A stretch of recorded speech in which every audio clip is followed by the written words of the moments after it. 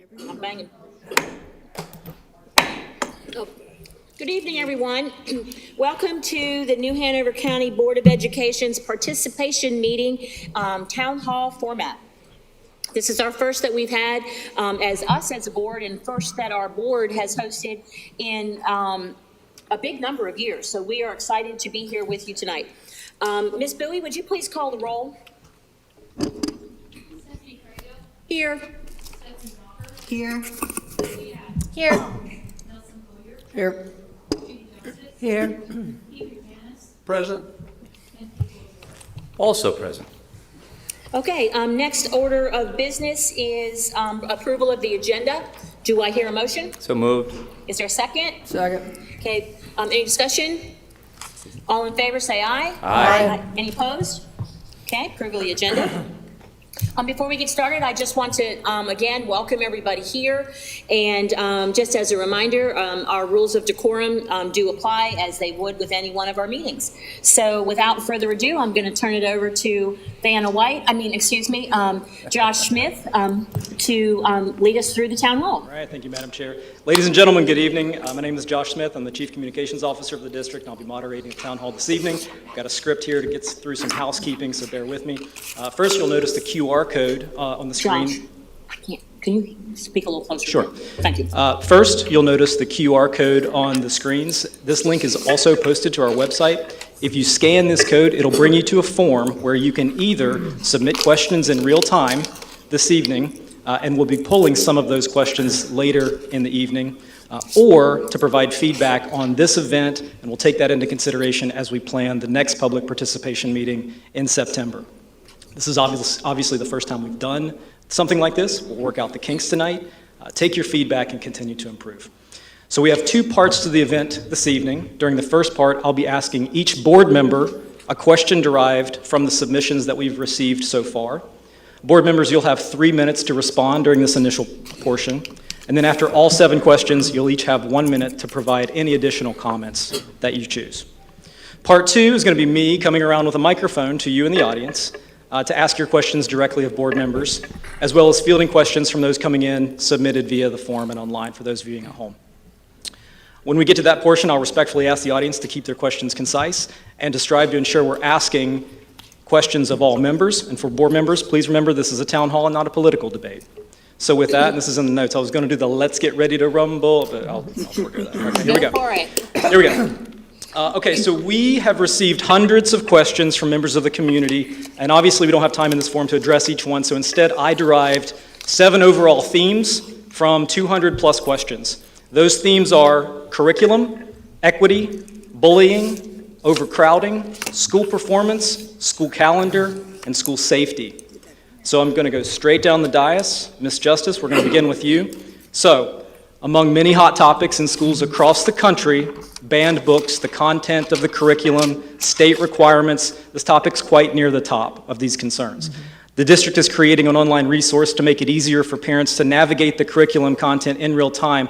But in addition to that, you have a background in curriculum development and sit on our curriculum committee. What measures can and should the board take to ensure transparency and accountability on what students are learning and the material provided in the curriculum, including library books? It's already available. The state of North Carolina, believe it back in 1898, established standard course of study, and rigorous work has been done since that time. It covers every grade level, from pre-K all the way up through 12, every course. It's accessible, readily accessible through DPI online. And these are the standards that teachers have to teach to, and they are monitored constantly by school administration to make sure that they adhere to it. There is no mystery in what we teach in classrooms. And also the individual teachers also have individual websites, and grade levels have websites, and you can go in and find out what they're doing at any given time, any given day practically. So there are lots of ways to access information. Same way with the libraries. If you are, books. If you're concerned, you can talk to the teacher, and they will tell you what they are using in their classrooms. You can call the schools, and they will check with the teachers. You can go to the media, call the media person, and they can go ahead and tell you what we have online and what the teachers are using. There's no mystery to any of this. So if you want to find the information, it is a little work on your part because you got to open up a computer and go to a site, or you've got to pick up a phone and call people. You can call the teacher. Please call teachers. Teachers are more than happy to interact with parents. They want to talk to parents. They'll tell you what's going on in the classroom. They'll tell you what books the students are reading. It gets a little more difficult in parents as far as monitoring when it comes to middle school and high school, only because that's age appropriate. As children develop, they take on more of a responsible control of their education. On the other hand, all of our media coordinators will let you know exactly what's in the library. If you have a concern about your child checking out a book, you can actually communicate that with the media coordinator and tell them, you'd like to have permission before your children get, not that we would do that because parents don't usually do that. These kids have access to everything on this. To think that we're doing anything that is detrimental to our children, we're focused on kids learning. And as I said, you can use, using the phone or the computer, you can find out at any time what's going on individually with your child during the day, individual classrooms, with the state. Everything is in detail. I mean, I have stared at the standard course of study for 30 years over and over again to make sure you get it right. The materials you bring in, they are vetted by departments, by teachers, by administrators to make sure that they're appropriate. And they are. Teachers want to teach knowledge. They're not trying to, sadly this word indoctrination keeps coming up. Nobody's indoctrinating anybody. We're educating children to what's happening in the world. And, you're talking about books, as I said, the biggest library in the world is right here. Thank you, Ms. Justice. I appreciate that. We're at time. Thank you very much. Okay. Mr. McManus, moving on to you. It says in my notes here that you have some experience leading schools. That's a joke. You've obviously been a principal at various schools in the area for decades and sit on the EDI committee. So my question for you is about bullying, a topic that you no doubt have dealt with over the years. What measures would you like to see implemented that would have a measurable decrease in bullying in our schools? It is paramount that we deal with bullying. It's, to me, and I said this at our meeting with the county commissioners, to me it's the single most underrated disaster for students in our schools. Social media has taken over. I got away with dealing with it when I was a high school principal, which is going to lead me into my answer, but because when bullying online and or individually in the cafeteria, on the buses, anywhere where there's a gathering of two or more, when you see a child that's isolated in the lunchroom, you see a child that's sitting outside the counselor's office every single day, when you see a child whose grades were here and now they're here, when the parents are calling and they're crying, I think that's very serious. So to answer your question, we need to have a social media policy dealing with bullying. And right now, from what I have heard and been told, is that often those who report that they're being bullied are the ones that are forced to change their classes or ride a different bus. So they're the ones that are having to make the changes which affects their relationships. So I think it's paramount that we establish, and I'd like to see that tied into our Title IX policy. I think that's the place to put it, because we have to deal with bullying. To me, it's the most serious thing we have in our schools. And as simple as I can say, it is a discipline issue. The parents must be involved. It must be dealt with. And I think the counselor is beginning, obviously, to go, but at some point it's going to involve the administration. But a Title IX policy so that everyone understands the parameters. And if we enforce it, I think it'll help a great deal. Thank you, sir. Ms. Walker, the district has made progress in recent years addressing equity, diversity, and inclusion. It's central to our strategic plan, and we're now in the process of bringing on a Chief Equity Officer. You chair the EDI committee. Can you talk about where you'd like to see the district with respect to EDI in 5 years and how you'd like to see the district ensure that all students' needs are being met regardless of race, ethnicity, sexual orientation, socioeconomic background, et cetera? Okay, that's a very important topic, and something that I thought a lot about before I even ran for office. As a person that grew up here, probably on the poorer side, I've seen a lot of disparities as far as opportunity gaps as far as that's concerned. But I know we have worked very hard on our strategic plan. I know that we have put a lot of time in it, and there will be opportunities to update that and change it. It's a living document, but EDI is a pillar of that. And that became something that was feedback from us as a board, administrators, the community at large. And I think that it is something that's very important to this community and this district. We have a dedicated group. What I've learned over the year and a half of being on EDI committee is that we have a very passionate, dedicated group of board members, community members, administrators that really care about this topic. There are several things that we have been working on that I'd like to see in 5 years, maybe sooner than that. I know one right now, we did talk about the suspensions not that long ago, and we've been working towards that. The seclusion rooms is definitely something that's next that this board is we've been talking a lot about them. And I would like to see those with the support of our staff and administrators and getting. Sorry. I was like, my time's up No, already. you're good. You have a minute I was 30. like, what is happening?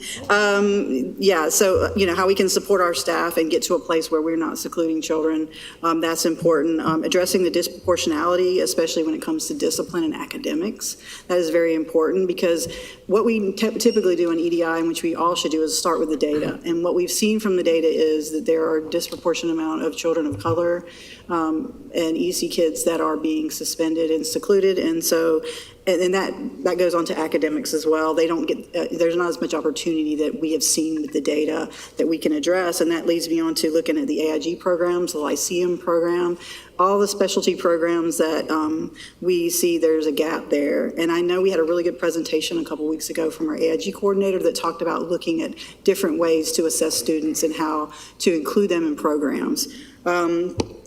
I'm looking forward to the equity officer because when Dr. Smith was here, she's an integral part of helping us, guide us in our, our communication with each other and keeping us on task. So that's going to help us as well. I know I probably threw that in there if I forgot to mention that. But then, for me as well, a big topic for me is pre-K. I think it should be universal. I think commissioners have really done well getting more classes for us, but the wait lists are just too long still, and I think that's going to help with kindergarten readiness. There's so many. Oh, and additional supports for LGBTQ plus students. We did our survey, Title IX survey, that told us that they really do need supports, and so I'm looking forward to helping with that. Thank you. Thank you, ma'am. The timer went off somewhere. Ms. Craybill, physical safety is top of mind for every parent in the country. Our district obviously experienced gun violence at the beginning of last school year. We've seen tragedies like Uvalde since. You actually work in the realm of safety in your day job. What would you like to see the district do to ensure student safety and prevent violence on our campuses?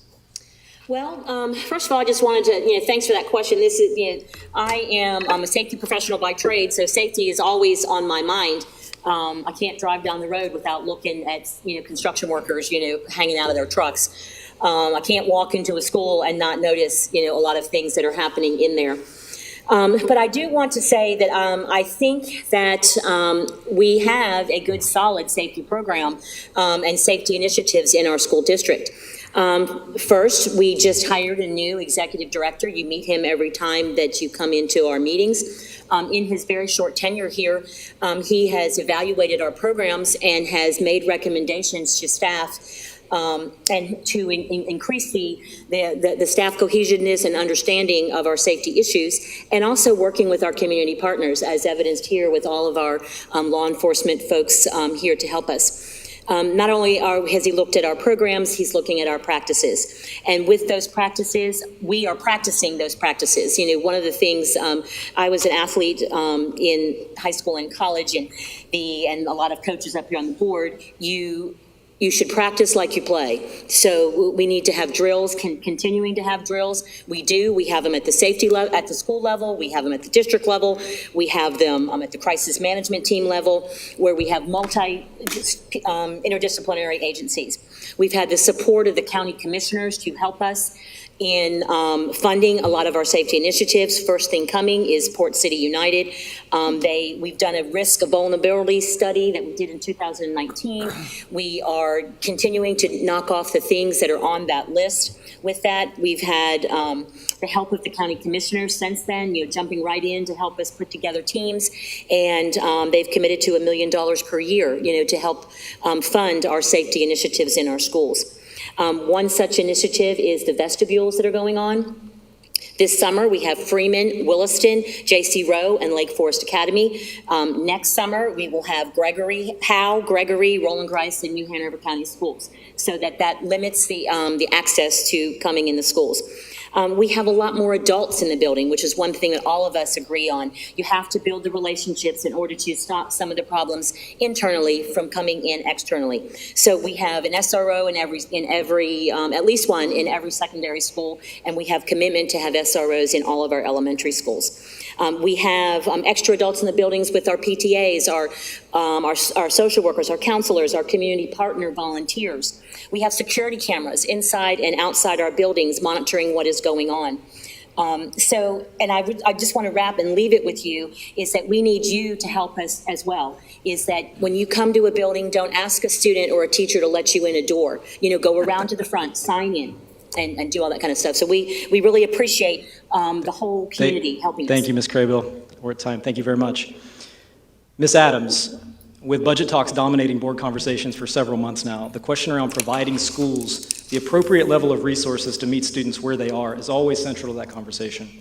What can and should the board do to ensure student success amongst all school and student subgroups, including our EC, AIG, English language learner populations? I think as long as we're keeping our conversation centered on students, we will be in the right space, which I know our administration is doing. And I think that it also wraps into equity. We have to meet all of our kids where they are. Every single child that comes into our classroom is coming with a different experience, a different story, a different skill set. As board members, it's our job to make sure that every child that comes into a school is getting what they need to find their success and get their support. And that's not easy to do.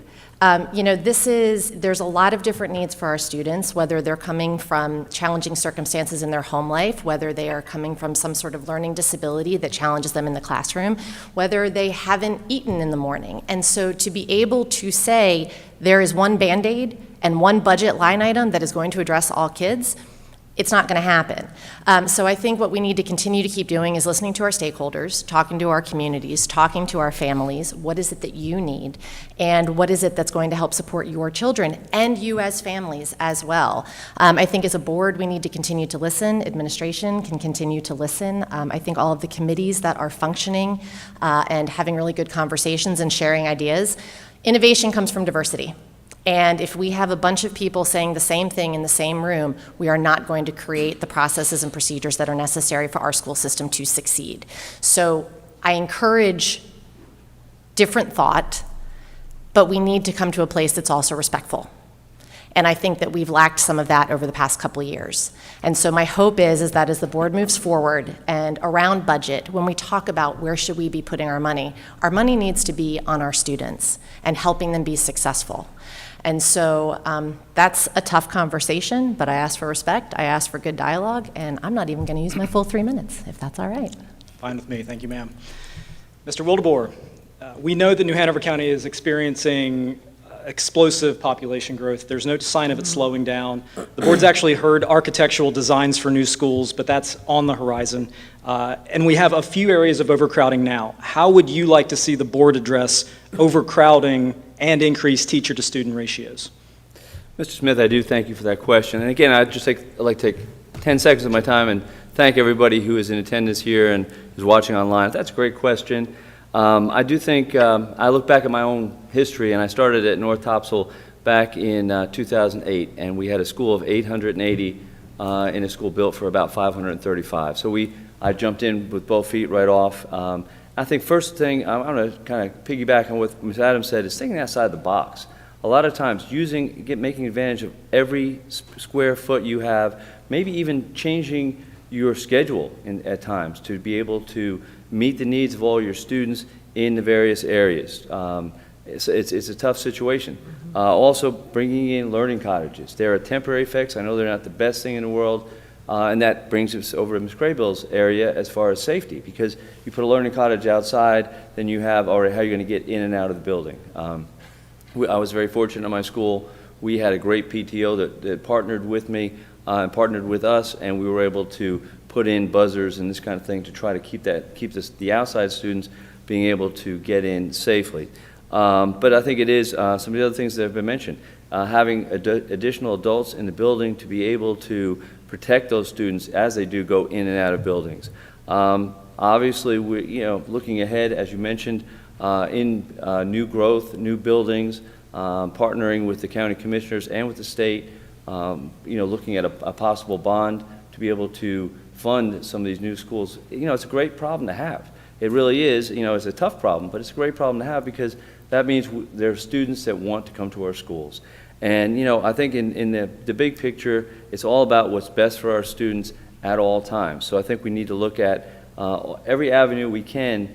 It could be slightly redistricting. I know that's a really tough word to say, especially in an election year, but, we have to look at the possibility if we have a school that is it's not overcrowded, but we have underpopulation, maybe we need to, look at the possibility of shifting some students. And of course, we want to get input from the parents, input from the educators, so we have the best picture for those students moving ahead. Thank you. Thank you, sir. Mr. Boyer, this day and age, most of us live and die by the calendar. This is especially true of parents of kids in school. We've seen the calendar change in recent years, which has led to some frustrations. Talk about the school calendar process. You serve on that committee. How is it developed, and why is it changing? Why has it changed in the past few years? That's a really good question. As a father of two school-age children and a wife who works in this, a husband of a wife who works in the school, wonder if they didn't slip that in for you. But I appreciate the question. So in North Carolina, we're bound by state statute to follow certain laws with regards to our calendar. And one of those is that the school year has to start on the Monday closest to the 23rd of August. And in this case, that's a very late start. Now, when I got on the board and started with the calendar committee, one thing we wanted to try to do was align our semester with the community college. We have over 2,000 dual enrolled students. They struggled mightily to balance their schedules because our semester ended after the new year. And so we tried to balance that. And we did that for a couple of years. And what we found was that it placed a tremendous burden, not only on our educators, but on our elementary and middle school students. And so we were aligning, we were helping our dual enrolled population, but it was to the detriment of the rest of the system. And, as everybody sort of mentioned, our focus is always on maximizing what we can do for our students. And so in New Hanover County, there are two ways statewide where we can say, well, how do we meet the state requirements? One is through days. State mandates that you have to have 180 days. The other, and this provides us with our very limited flexibility, is through hours. We don't do days, we do hours. And the state mandates you have to have 1,025 hours of classroom instruction. We go over that. We go over that by a considerable margin. And it's because we do that, it's because we use our hours rather than our days, that we have an opportunity to provide a day off, as we did earlier to our students. We had to adjust the calendar. We had a snow day this year. You guys noticed we didn't make it up because we are over on our hours. And so because of all these stipulations, because we try to get through with hours, the calendar has changed considerably over the last few years. I know that can be very frustrating for families. The state also mandates that our year-round schools meet certain requirements, and that's the reason for the spring breaks this semester between our year-round schools and our traditional schools not aligning. I know that's very disappointing. It's disappointing for a lot of our families who have a kid in elementary school, maybe goes to Coddington or Eaton, and then a kid in middle school, and then those spring breaks aren't going to align. And it's not that we don't want to do that, and it's not that we don't try to do that. It's we are really mandated heavily by our state. And before I have my time expire, I just urge you guys to contact your state representatives and say we need calendar flexibility. We've been fighting that fight for a while. Thank you, sir. Okay, Anita, if you could, let's set a 1-minute timer. We're going to come back around one more time. Feel free, you have a minute to respond to anything that may have come up or add additional remarks. You can take it, you can choose not to, it's up to you. Ms. Justice, we'll start with you as soon as we're good with the timer. And anything to add? We just talked about an awful lot of topics. One thing that struck me is about how knowledgeable we are. That's part of it takes to be on this board and do a good job. And it's been rough the last couple years, and I think that the expertise that this board has, a lot of the members, has really made it, even though it's to a lot of times the public doesn't think so, or doesn't seem so, has made it a lot more beneficial to our students, because we've been able to use this knowledge base to make good decisions. Sometimes it takes a long time to get those decisions made. Sometimes that's a good thing, sometimes it's a bad thing. But as I said, we've got a real strong knowledge base here. I actually enjoyed listening to all the different perspectives on the different topics. I can talk about curriculum all day. I prefer to have people ask me questions because there is so much to it. So, that's, I guess from here out, that's probably the best way for me anyway, to proceed. Thank you, ma'am. Resetting, and Mr. McNass. Just go back quick because I want to say when you were talking. I can't remember which year it was, it's been a few years, but when the state began the state testing, end of grade testing and end of certain course testing, they've reduced that considerably. I don't know if it's because of the cost or because of the test scores, but that's why the curriculum is so accessible, so that you can see what is being taught, because that's what the kids, technically, the test would be about that particular curriculum. As a ninth grade teacher might want to teach English. Her thing is reading in the old days. Another one is, I'm dating myself now, typing or writing. Or another one would be lit. And so when they went to the 10th grade, they all had a little bit of something, but they didn't have all of everything. And so the state aligned what specifics should be taught, so that when they get to the next grade and when they test, they find out, in fact, if the kids can spit out what they supposedly took in. Back to the building, I think it's important that I'd like to add. Oop, got to stop there, sir. We've got a tight ship to run. We're going to come back to that. Okay, I appreciate you. Okay, I'm gonna piggyback, so it's all good. All right, we're resetting. Ms. Walker. So I wanted to piggyback what he was getting ready to talk about and what Pete talked about. The overcrowding and the ratio issue, I mean, development's gone crazy. The comprehensive plan told us how many people were coming here, and I think for the longest time when development was concerned, people didn't consider that as infrastructure. I don't think they considered, I know when my daughter was at Laney, there was like 4 or 5 trailers out there. It was like 500 kids over. And districting does help with that a lot, but we're gonna have to build a couple more schools at least, I think at least the middle. And we can't forget New Hanover High School. That's my alma mater. It is 100 years old, as we know. It has got a lot of foundational problems, and it's gonna need a lot of money. I mean, it comes down to money, and hopefully we will have an opportunity for a bond referendum, I hope, because otherwise I don't see how we're going to be able to pay, because no one wants to knock Hanover down. I know people will fight over that, I'm pretty sure, but we have a lot to do as far as, how we develop and being smart about it. Okay, thank you, ma'am. Resetting, and Ms. Crable. Good. So I would like to just add in there, the questions that you all asked and submitted, we read them all, and they line up really nicely with our strategic plan. So it really shows that the input that you provided us when we were putting together our strategic plan, fit right in, and we were able to develop strategies and goals, to meet those. And the next level down is school improvement teams, and school improvement plans. So that's a way that I would encourage all of you to try, get involved if you have a student at a school. And I would encourage us all to use district systems as our first go-to. Call a teacher, call a principal. Use the district systems, such as the forms that we have to challenge questionable material, to look at curriculum versus going to the media as our number one go-to.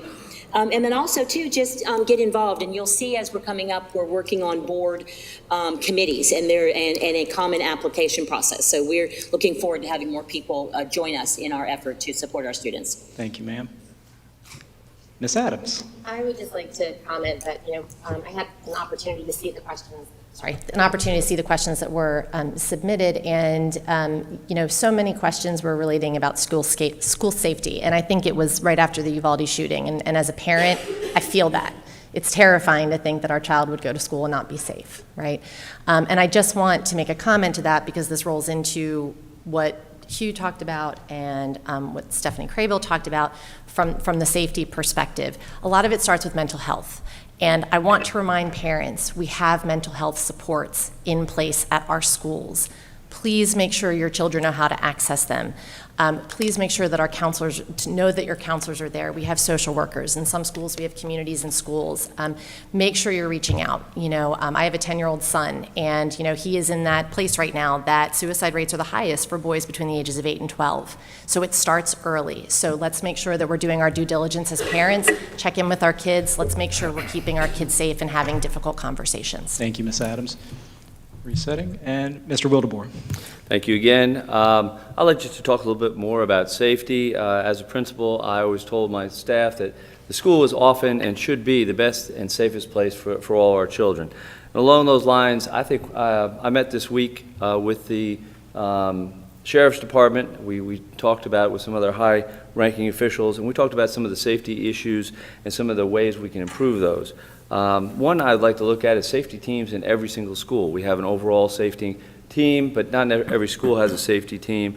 Looking at SROs, huge part. I think they're vital at every level, and giving them access back to some of our cameras, also having cameras throughout the school, and also, as we mentioned before, having a group such as, not necessarily this group, but such as the watchdogs, the parents being involved in the school, being trained, being able to walk the halls to help keep our students safe. Someone having that adult on campus to keep us safe, keep them safe, excuse me. Thank you, sir.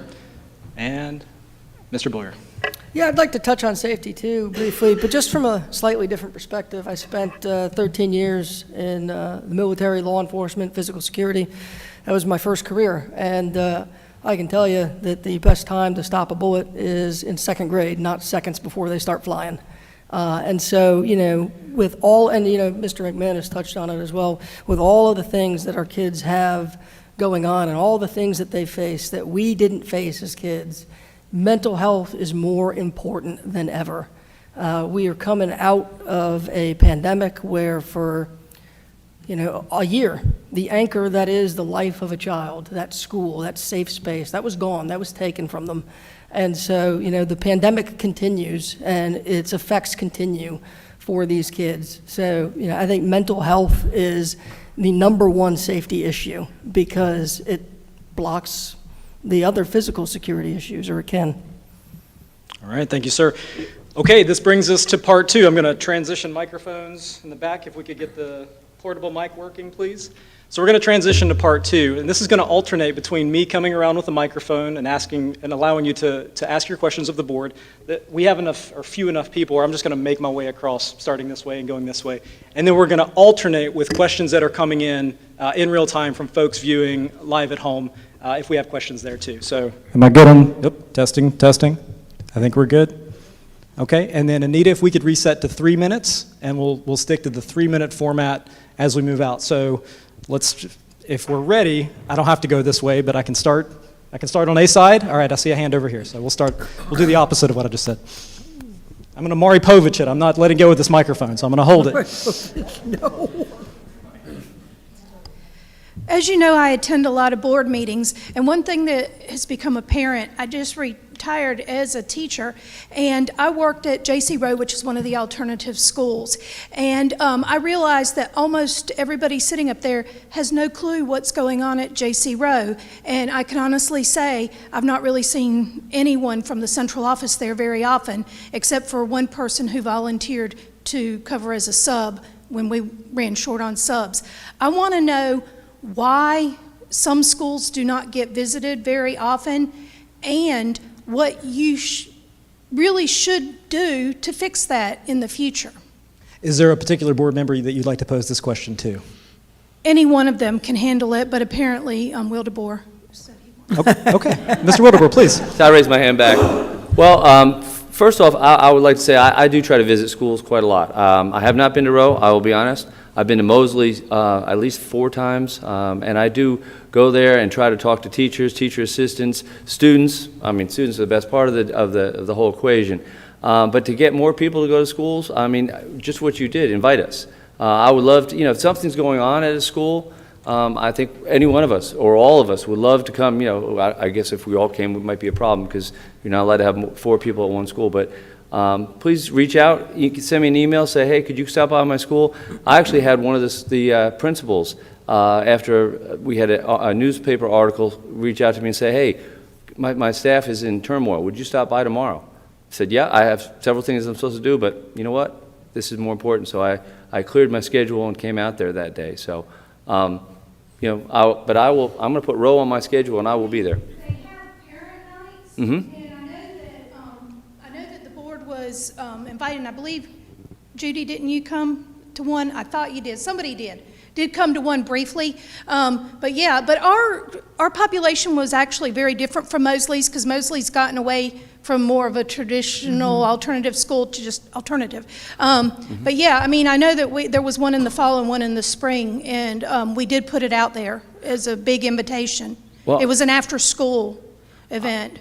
To be honest, I would prefer, and I'm not saying I wouldn't want to go to something like that, but I'd prefer to see the students doing what they do best, being in class, learning, teachers interacting, and just informally, not some kind of a formal thing where I'm coming through and evaluating anybody, but just going through and seeing what's going on in the school when the school is in session. But I'll definitely come after school too. Yeah, it was actually nice. Our students, who are usually overlooked, got a chance. There was a little bit, I mean, they got to perform, which they don't always get to do, and it was through one of the extra programs that we had there, okay. With coming in and doing art, therapy through art. So yeah, it wasn't traditional, but believe me, there were a lot of our students there, and it should continue like that. But I think it is important for you guys to come during the day. You know about our food being delivered. You know that we don't have a nurse there and things like that are really important. And there's more than 5 kids there. Maybe, Oh, yeah. there's more than 5 kids. Yes, ma'am. Thank you. All right, thank you very much. John, let me check in. Anything coming in online? If so, go ahead and please. Yes, we have a few questions. The first one is sort of a budget and staffing question. It's 2 parts. Will my child's school have funding for an AIG teacher, and why are necessary positions being eliminated? Volunteer. Oh, Okay, let's split the 3 minutes. Let's try this. So let's just go down the line. Ms. Justice, Okay. please. we need more money for staffing. The state just gave us a little bit more, but it's still not enough. They've been cutting since 2010. We live in the 9th richest county in the state. We have access to some funding that no other county has through the in-house hospital endowment and the special fund that they set aside. That's up to the county commissioners at this point for us to get that funding. That's the only source left. And that's up to the public to talk to them. Because at this point, our budget has been passed. Their budget has been passed. That doesn't mean that they can't create special situations where they can get that money. And it is there. And we are not wasting it. This is something that a discussion and a dialogue needs to take place between the community and those county commissioners, because I think we've pretty much done about everything we can do in order to get them to pay attention to our needs. And we've got some desperate situations here. We have shortages, and we're going to have more shortages. We're competing now with the private sector that's desperate for employees. I've had so many good friends that are wonderful teachers and TAs that have had to leave because they just have to support themselves. Thank you, Ms. Justice. I want to give time for others. Ms. Crable? Yes, I am not aware of any positions that have been cut at this point in time. That is projections that we may have to work through, that what this parent may be experiencing is a realignment of AIG resources at that particular school. Like they may have to share now. They may be pushing in versus pulling out. There's a lot of different things that are going into that. So I would just like to say, before you say that positions are cut, to definitely check with your principal, and then to call, send an email to Dr. Faust and let him answer, or to Dr. Faison, who is our assistant superintendent for instruction. So, so that's my thoughts on that. Thank you. Mr. McManus? Just to add a little bit to that, I asked Dr. Faust, and he said that as you stated, with absolutely no reductions in AIG services. So I take that what you said. But I'll also mention that which also is available online on our website, our per pupil expenditure. I just want to make sure, which is a dialogue now going on, that we don't want to punish people at the top, we don't want to punish people at the bottom. Everyone needs to get the resources necessary to make them successful. But we're spending $83,000 per pupil at Mosley, and we're spending, what, $11,000 at New Hanover High School. I'm still trying to digest that and figure out, but that's another whole topic for discussion. Okay, any last-minute comments on this topic before we move on? That, the 83,000's for Rowe. I don't want to have Mosley falsely I think identified. Jason Rowe was 50. Well, we're talking about AIG Right. resources right now. Okay, thank you for that. Questions over here, Mr. Carmine? I just had a question. Everyone here agrees that mental health is a top priority. So what I'm trying to figure out is, why do we practice using seclusion rooms? And then the other question is, there's a shortage of mental health workers in our schools already. There's some school counselors with a caseload of 100 or more, and there's some with 100 or less. But we use seclusion rooms and inflict more trauma on kids, but we believe that mental health is a top priority. So I'm just trying to figure that out. Ms. Walker, let's start with you with that, if you don't mind. So I agree, mental health is very important. The pandemic has affected the whole world. We all have felt it. I have my own personal stories with mental health issues, not myself, but family members, and I know how important it is. People don't, I think when they hear mental health, it's, seeing a counselor and that, everybody kind of knee-jerks to that. But people don't understand that if something's really going on, sometimes people don't say anything. Everyone has their own way they deal with their mental health issues. Having the support there is important. I think working on the seclusion room issue is what I think we're trying to do, and I hope that we do come to a conclusion very soon on that.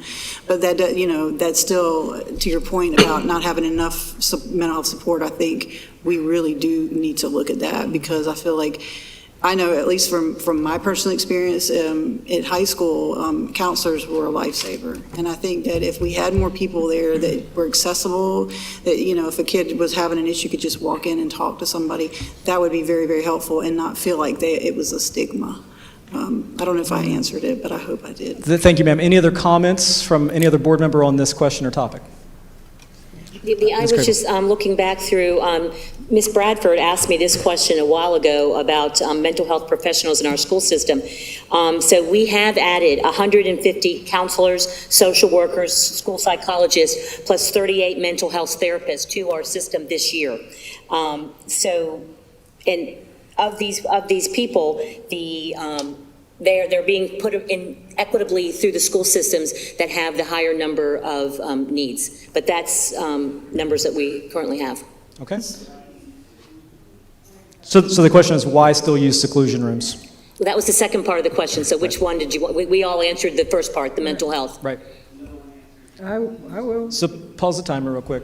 And let's address now why still use seclusion rooms given all of these additional resources. Ms. Adams. I think that, if you've been watching the meetings over the past couple months, you've seen the conversations. And if we are providing options to our educators and we take an option away, they have to be properly prepared for what is the backup plan. And that is what is being worked on. That is what's being designed.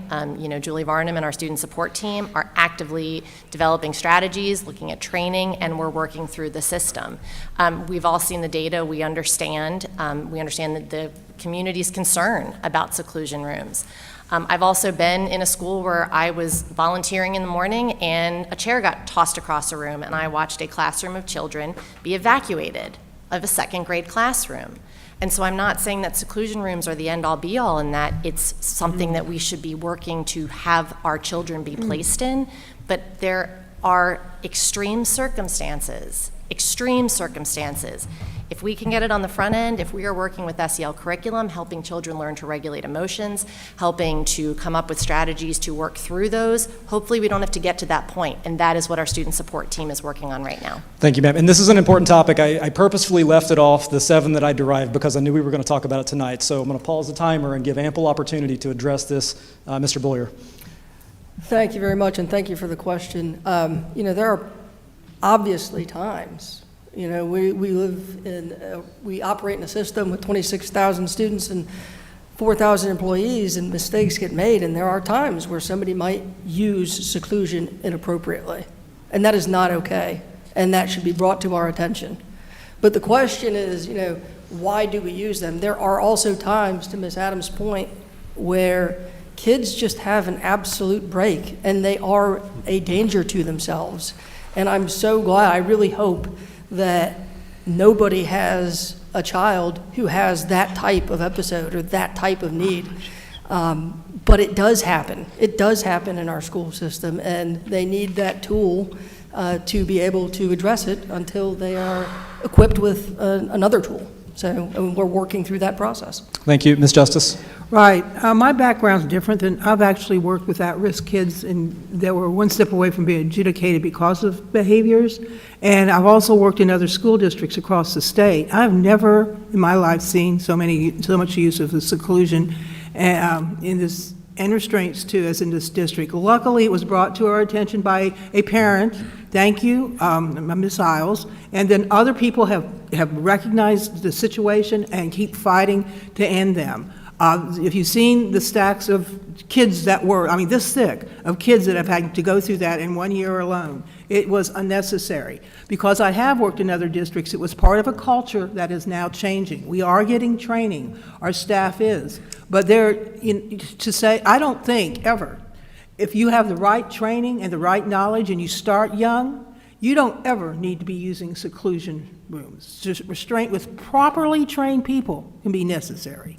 But beyond that, there is, in my professional opinion, having been in other situations with children a lot more severe than some of the things that you've ever experienced, there are other ways to deal with this because, in my opinion, I've said it repeatedly, it's a form of torture for children, and it just makes whatever the behavior situation a heck of a lot worse, sometimes lifetime.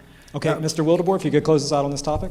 All right. I did work for 1 year at the alternative school in Brunswick County, and at that school, we didn't use seclusion, but we, just as a board, I think the majority of the board has reached out to just a wide variety of folks to hear experts. I think several of us have talked to a gentleman, spoken with a gentleman from Maryland who was an advocate to get rid of seclusion rooms, and he has talked about some great programs. We've shared them with Ms. Varnum to try to get that, just to be sped up as quickly as possible to, ending seclusion rooms.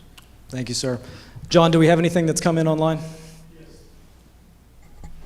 Yes, question is, how will elementary principals, teachers, staff, and parents be made aware of the newly revised short-term suspension policy 4351 before the beginning of the 22-23 school year? I feel like that's a question for me, but Communications. I didn't quite get the whole, could you repeat the question, please, and use it in a sentence? No, sorry. Yes, how will elementary principals, teachers, staff, and parents be made aware of the newly revised short-term suspension policy 4351 before the school year? Ms. Adams, please. So I will say, as a parent, I've already received communication from my elementary school about policy changes for this year. It came this week in an email format, so I can say that from a parent perspective. But I also know that Dr. Faust, they have their principal leadership retreat coming up on next Monday and Tuesday. And I believe that they will be going over a lot of policy changes, updates for the year, and so all of that information is going to be communicated, talked about how to implement, and I trust that that will be done with fidelity. Okay. Anything to add, Ms. Grable? Just to add on to that, another way that the principals find out about these things is we do have a principal that attends all of our policy committee meetings, and from the Principals and AP Association, and they have a checklist that they have developed on how to take notes, and they share that out with their principal peers. So not only will they hear it from Dr. Faust and Julie Varnum, in their leadership, they'll get it from their peers on what they've heard at the meetings, and we'll have it posted online. Okay, Ms. Justice? By the way, it is a question for you in a sense, but it's wonderful the type of communication we have now with parents today. You're talking about going through the schools, having the schools notify them. They online, repeatedly online, you'll get texts, you'll get emails, you'll get phone calls. That's what I'm assuming, knowing how this works, because I have custody of my grandchildren, and it's wonderful. I had kids growing up during the 90s, and now I've got them in school now. And the ability to communicate with the public now is phenomenal, so I am sure it will definitely be out there. And Mr. Wildebohr, did you have anything to close I us was out? just going to say that, you know, our communications department is excellent, and they lead the charge in getting the word out, so there you are. Yep. Oh, shucks. Okay. Thanks all. Let's go to this side of the room. Ms. Bradford.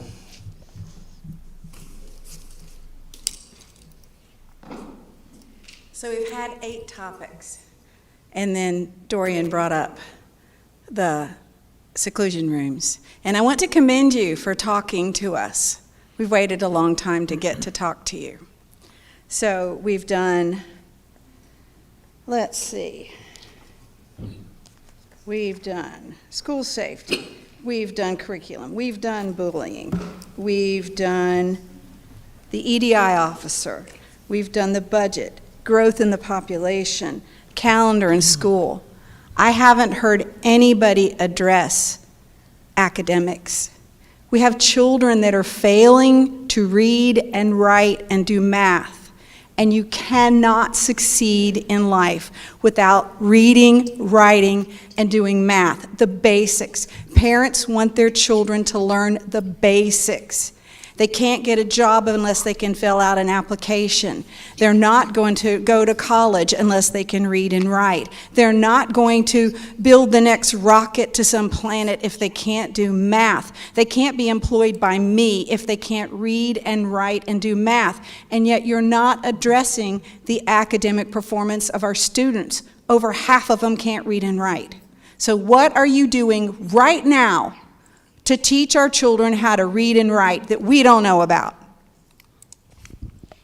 Let's throw the timer out the window and go down the line. Ms. Justice. Okay, bringing in curriculum, go to the classrooms. They are teaching them hard and working hard. They need to be reinforced at home. A lot of parents have that opportunity, a lot of parents don't. It is a challenge. I'm not young. I've been hearing this complaint since I started out in the work world in the 80s. When I got into education, I heard it even more. So it's always going to be a challenge, but they are teaching them. And a lot of them, I mean, they work very, very hard with their kids. We're not teaching them math. Look at that curriculum. Look at the courses that the state offers. This is what the teachers, you can go online and do it. This is what the standards they have to teach to. People complain about the testing. I do. I think there's too much testing. But you can see that when you look at the test, it's rigorous in the sense that it's trying to make sure, or that's the attempt to see if the kids have reached those milestones in order to go forward, and that they have those skills. So it's being done, but if nothing else, and still it takes a village. We need to have more quality in the schools as far as supports for our teachers. Last year during the pandemic's a perfect example. 2 years, a lot of it you needed support at home, and the parents were working. It was really hard, and you can see the kids that didn't do as well as the ones that did. It really has a lot to do with being able for people to work with kids. And here we go again. We need more resources. We need more teachers' assistants. We need more staff. Okay, Mr. McManus, any response? What Ms. Justice said is very accurate. But the reading comprehension level and the math levels are both trying to be addressed as much as humanly possible during the course of a day. New software, distribution of software to our students, new programs, teachers doing professional development with these new programs to know how to implement them and for the success of those programs. A great deal of after and before school. We offered summer school this past summer. We sent out letters to I think we had a potential of 1,500, somebody correct me, at least students, and I think only, 800? I don't know the number, but Still they did. yeah. About 800 showed up for summer school, so we missed roughly half. I think we're trying to address that, but in all frankness, when you've got kids who, regardless of the background or the reason, are a year or so behind, and then 2 years of pandemic, it's horrendous. It's a disaster. I mean, and there's no magic pill, there's no magic wand.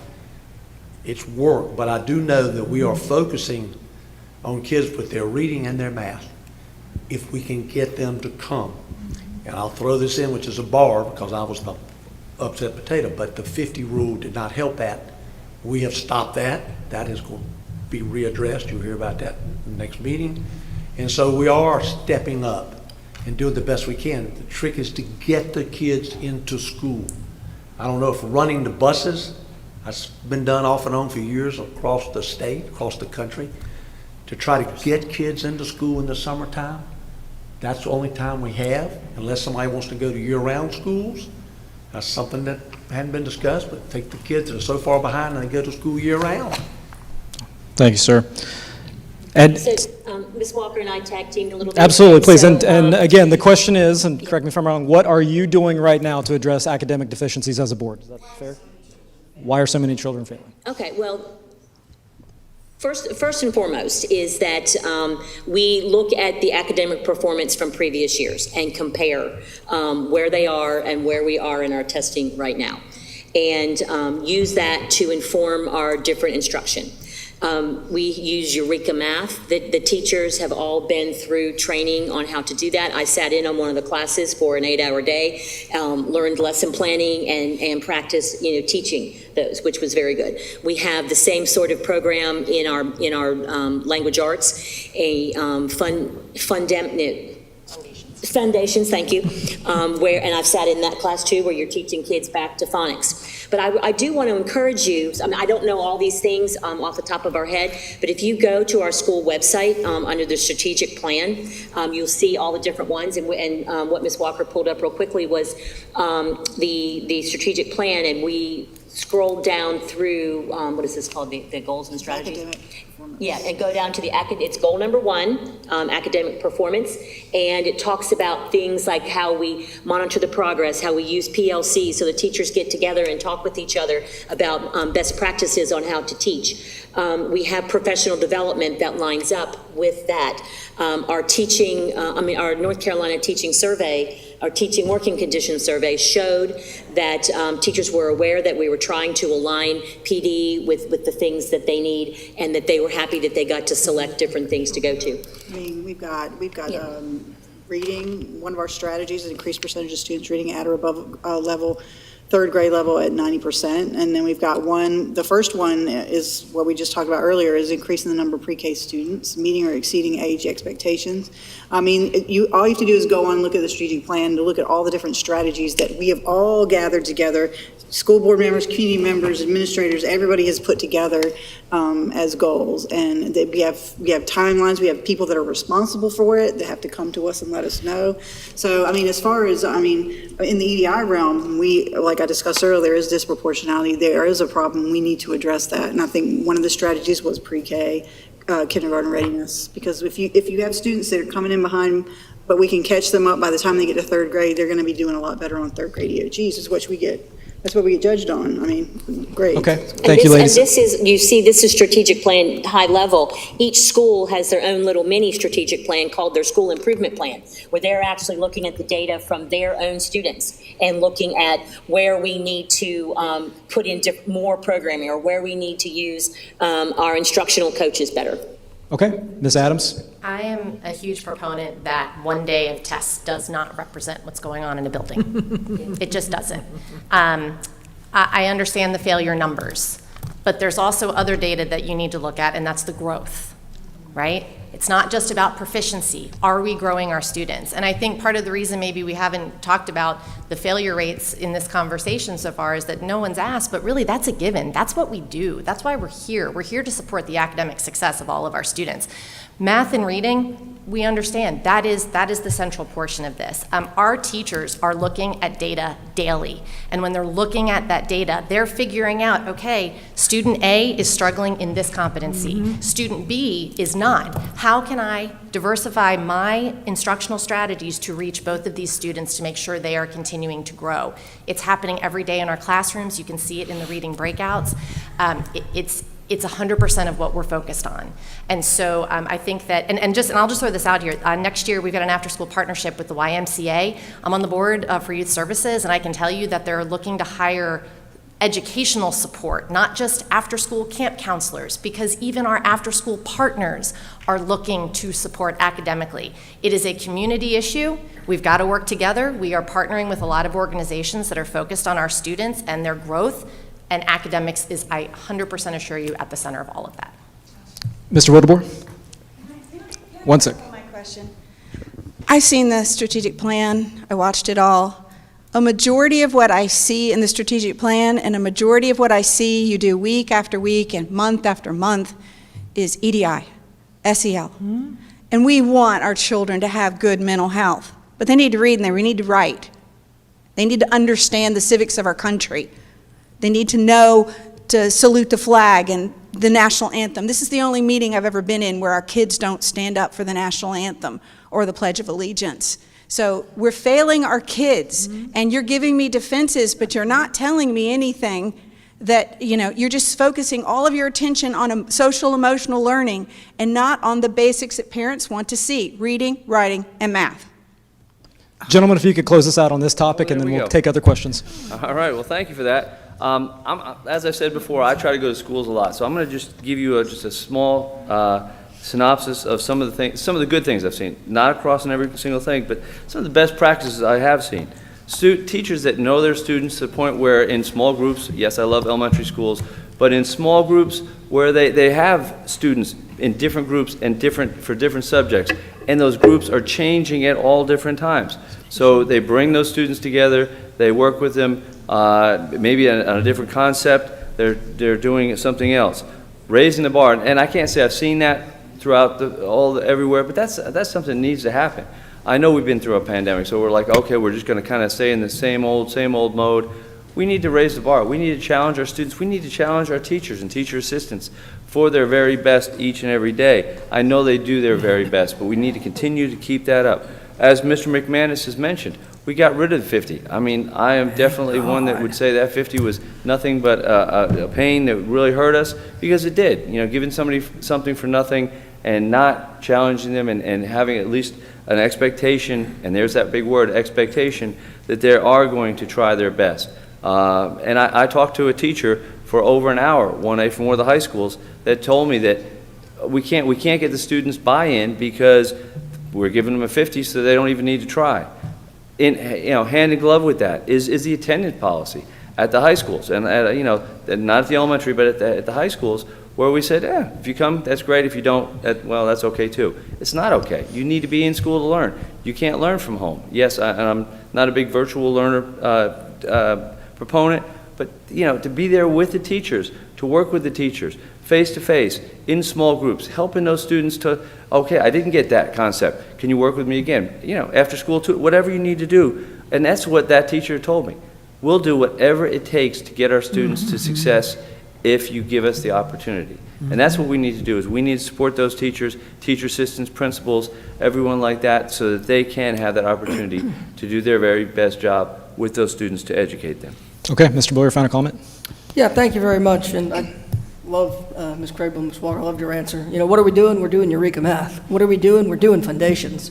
What are we doing? We're putting together a strategic plan that tells the people that we are elected to lead, this is where our focus needs to be. And I do share some of your frustration, Ms. Bradford, because it's not about reading or writing only. You're right, we can't work for you if we can't read. 70% of our prison population, 70% cannot read on a third grade level. And we talk about the school to prison pipeline, but we don't often talk about that big piece of it. Reading is not about a score. It's not about a school system getting an individual school getting an A grade or a B grade or a C grade. This is life and death. This is how our future generation is going to grow up and live. But I'm going to push back a little bit and say a focus on SEL and a focus on EDI. I can't work for you if I don't read. I can't read if my neighbor's house was raided last night because there was a gunfight 2 blocks away. I can't read if my stomach is empty and I can't keep my head up, so I have to lay down. So those wraparound services that we're trying to provide, they are critical to exactly what you're talking about. And it's not that we're not focused on one and only focused on the other. It's all of it. We need to do all of it, but we are absolutely focused on academics as a board. Okay, thank you. So I'm seeing more hands go up, so I'm going to kind of pivot to more of a audience-centric. I want to get around, and I want to be equitable in so doing, and I'm going to change the rules, and I'm going to go 3 minutes again, because this is like, whose line is it anyway, where I'm Drew Carey, and I make up the rules as I go. Sir, did you have a question? I do. Well, thank you. It speaks well of the board that you're willing to have the town hall meeting here tonight. My basic concern is safety of the children, and I live in Cayley's Cove, which is directly across from Myrtle Grove Middle School. Development that's new, it's on Piner Road, very busy road, as most of you know. And the only markings that we have to guarantee some safety is 2 signs that say a school zone a few hundred yards on both sides of it there. Speed limit is 45 through that whole area. During the school year, it drops down to 35. And I've been pursuing this issue, since the winter time, and first speaking with DOT, Mr. Hancock, who was there, who actually has a son that attends there, so he was very sympathetic to my concerns that I had. And to illustrate what's going on is for over 2 years, I saw a father, march his kids over to the school back and forth. Can I say dodging traffic? Making sure what was happening. And it's going to continue. It's a young development. They're much younger than I am, I'll say there. And I do have a grandson, though, that's 9 years old living with us. So he would have the possibility of attending there as well. And so that's a concern that I've had. And I've been told that they couldn't reduce the speed limit. Mr. Hancock said that it didn't merit reducing the speed limit, through that point in time. And I know that Mr. Wildebohr and I have had some conversations about it, and he's been with me on this issue for several months now. And so we were told we could not have a crosswalk because of the logistics of building a crosswalk, because there's no sidewalk that's in place where you could have that there. The only thing that comes to mind for me is to have the flashing lights that are on the stop sign, indicating that school is in session, speed limit drops down to 35, and have it there. So I open that up. If you have, further thoughts about what we can do to guarantee a more safe environment there. And let me add that also I learned from Mr. Wildebohr a few days ago that Mr. Anderson said that he would at least have a school bus that would pull into our development, take the kids across the street to get there. But that's an effort, and to be appreciated that they did that. But I open it up to get your very insightful thoughts that you might have and your position that you're doing here, guaranteeing the kids a good run. Okay, thank you, sir. Ms. Crable, please. That is a dilemma that we have faced at many of our schools, as far as that goes.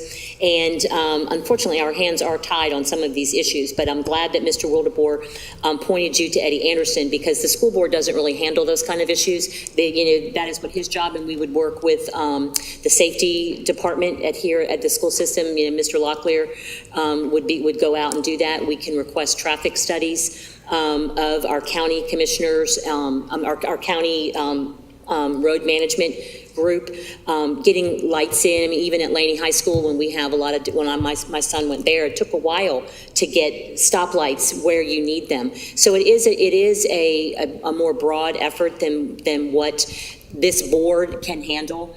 But Eddie Anderson is the right person to do. Glenn Locklear, our safety person. The school can work on protocols, with that.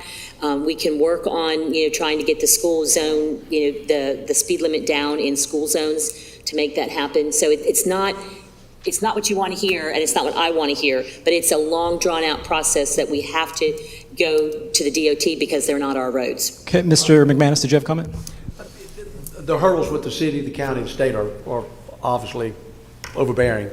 If I understand correctly, I think Mr. Locklear retired, and Mr. Silverstein at the back is our new safety director. So I want you to turn around and look at that gentleman right there, and he'll raise his hand. And I think he'll do everything humanly possible to address what you said. He may not be able to do anything, but I know he will try. And that's part of his responsibility. Well, in my interaction, I know the DOT is sort of the key Oh, yeah, they're, That was going to be my follow-up to you. Have you spoken to DOT at all? That's what he said, yeah. He said he has? Yes, he's reported. And they've done a study, like a road study?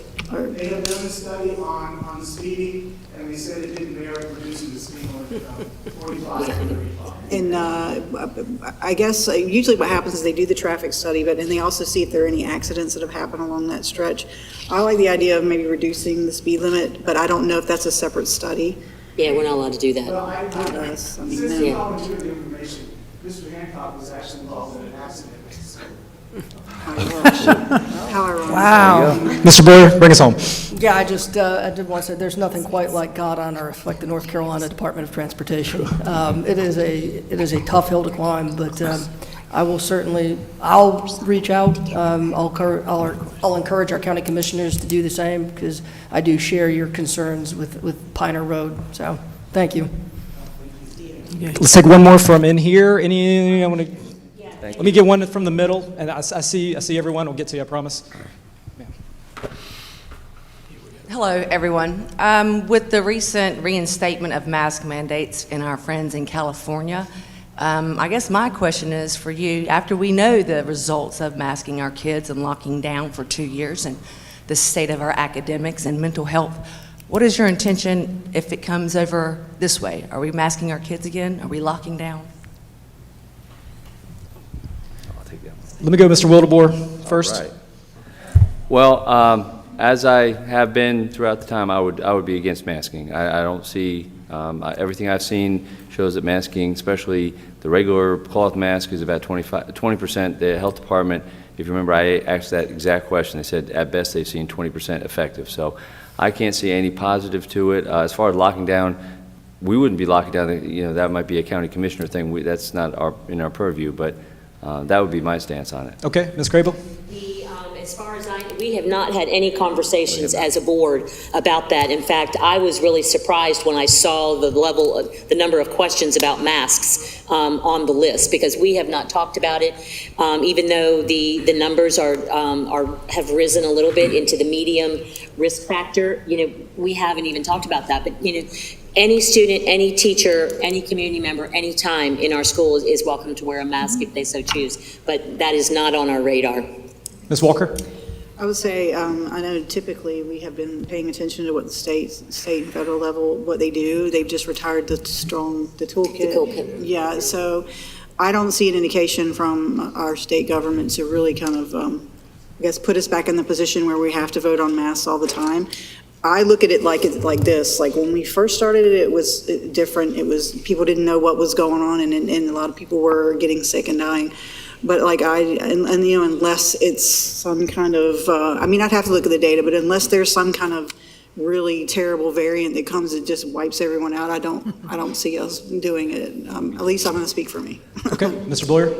Yeah, I don't ever foresee supporting a lockdown. I think people know where I stand, and I was anxious to get back. But with regards to masks, as Ms. Walker said, I mean, I don't see a scenario where that's anywhere close. That would have to be something pretty extreme for me to reconsider. Okay, any other comments on this question, Ms. Justice? Well, I think Mrs. Walker mentioned it. We know so much more now. We've got the vaccinations, we've got the boosters. We just know so much more, and there's nothing coming from the state that we have any concern with. So at this point, after what we've been through, I think we need to be looking forward to what the future lies and not be focused on the past. We'll deal with that when that happens, but right now we need to focus on the kids' academics and what we're trying to do. That's really what's the most important thing to, I think, all of us. Okay. Let me come back around though, because I want to give equitable opportunity for everyone, if we could. And with that, John, let's hit someone from online. This question is, what data is the district using to justify increasing SROs in schools, especially since the Safe School Grant data is missing? Good point. All right, Mrs. Crable, Citra. As I mentioned in my first thing, is we are using, there is no data that says, you know, X number of incidents in your school, we're going to, you know, ramp up our SRO numbers. We are using SROs to help us be intentional about having extra people in the building to help us with, just in the building. That they're not there to be armed guards and do patrols. They're there to be supportive measures in our school system. They would respond if something came in, let's say, on our Say Something app, and it was triaged from the center that we need to reach a law enforcement. But there is no data that suggests a student to SRO ratio. Okay, Mr. Boyer? Yeah, thank you. 2 quick data points. Sandy Hook and Uvalde, I want a police officer in every single elementary school. I think that's important. But to Ms. Crable's point, and I think this is also an important point, we want them there for the extreme, but we need them there as well for that community enhancement. We talk about community policing, we talk about a different way of policing, and it really starts with making sure that our youngest citizens are building that relationship and having the respect for law enforcement and letting our law enforcement understand the needs of our community. Okay, Ms. Justice? There's a lot of different perspectives. It's obvious people are seeing it from certain perspectives. I've evolved over the years. I started working with SROs back in the 1990s. I worked in elementary schools, middle schools, and high schools with SROs. I think it's a very valid concern, especially with the younger kids, that that the SROs to some groups are not that comforting, and even knowing them on campus because I don't think a lot of them has necessary training. I do believe they need the necessary training, are necessarily in the schools making the children's families' lives better. I mean, it's just a fact. I know this from talking to parents in certain, in communities that aren't as not normal, that people are used to observing in general. There's a lot of low-income communities that have an awful lot of violence, and the kids do get traumatized when they see the SROs in the school. So if we're going to do that, we need to be very aware of that and have these SROs be very well trained to understand the kind of perception that children have. And they certainly don't need to be talking to kids about any kind of situation at home, whereas they can get information involving law enforcement outside of campus. If they're going to be in there, they need to be doing it, especially with elementary schools, in a very special way, because it isn't all cut and dry and say there's just good guys and bad guys. There's a lot of shades of gray, and I have evolved. I do believe now from reality that kids do get traumatized. Some kids in some certain schools, for sure, get traumatized when they see law enforcement in the schools. And I know also from speaking to the families that the law enforcement has at times inquired about their relatives, and that's not a necessarily healthy thing for a kid to be dealing with. Thank you, Ms. Justice. Appreciate it. I'm going to put a pin in this one just in the interest of getting to other questions, and if we have time, similar to some of the questions, we'll come back. I'm going to go back here in the back. Yeah, good evening. I want to circle back around to the seclusion rooms. Just a couple of things. First of all, I think Mr. Bowler said 70% of the people in our prisons cannot read. I don't know the exact numbers. Peter could probably tell us. But there's a large percentage of those people in our prisons who were secluded as small children in elementary school. Secondly, this was brought up at the board meeting last week about getting so that we are not using the seclusion rooms by the beginning of next school year. I want to know why you can't set a timeline. It was specifically said at the board meeting. Oh, we can't set a timeline. Why not? Mr. McManus. Fair question. Dr. Varnum is responsible for, as she was with reducing the suspensions of under 8, with taking the time to meet. The assurance of people's understanding, everybody needs to hear the same thing at the same time. That usually, rather than everybody going out and having 10 meetings, then they all say something different. Her goal is to meet, and as she's already started, with every administration in the individual schools and then with the staff, maybe sometime collectively, to talk about how we are going to deal with the reduction in seclude and what we will do. But that's going to take her time. If you just cut it off, then you're going to have all types of problems because there are no alternatives. There are no agreed alternatives. Everyone doesn't know the limitations of what they should be doing and what they're not, what's recommended. So her whole purpose is to meet with all of the faculty, all the administration, and once she's done that, then it comes back to the board for us discussing. Okay. And I might add, it's already been reduced from her work done already considerably. Other thoughts, Ms. Justice? And it will continue to be reduced considerably. And my goal, and I think most of the other people's goal, although it's not set in stone, apparently if some people are saying it's not, I would like to, as a board, make the decision to do it in the 23-24 school year. I think we've discussed that a lot, and that's the way the training is heading in all the schools, that is an issue. So there is a set date. It's just, a lot of things you can't set in stone, but that's what my goal is.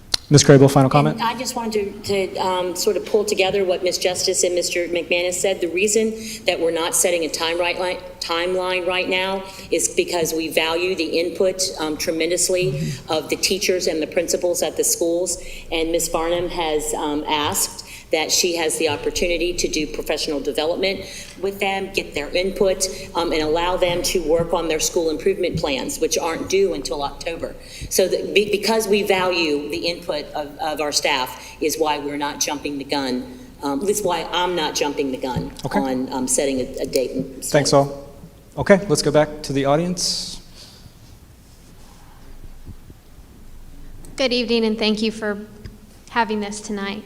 My question is regarding infrastructure, particularly at Pine Valley Elementary School.